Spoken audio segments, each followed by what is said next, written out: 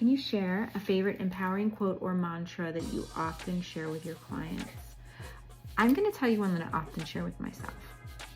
I'm a big believer in manifestation, and not necessarily in a woo-woo way.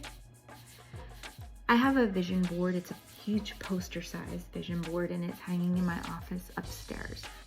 That door stays closed overnight, and every morning I open it up because it lets light into the hallway. And when I open it up, I walk in there and I look at the vision board and I go over every single item that's on there.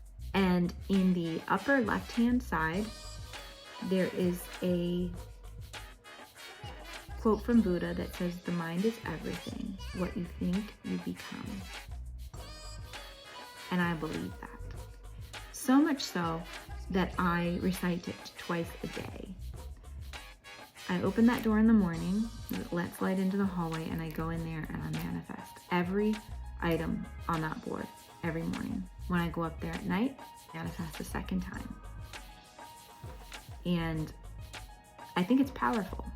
The mind is everything. What you think, you become.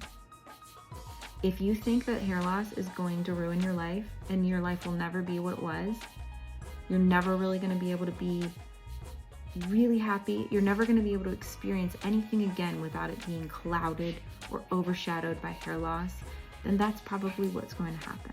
If you believe that there's something better, if you have hope, if you feel like there's joy somewhere there, you're just not sure how to navigate your way to get there. If you feel like there's hope and you're going to get your life back and you're going to move past this isn't about whether or not you think all your hair is going to regrow. You have to be assured that you're going to have a full life with joy and peace and hope, whether you have hair or whether you don't have hair. The mind is everything. What you think, you become.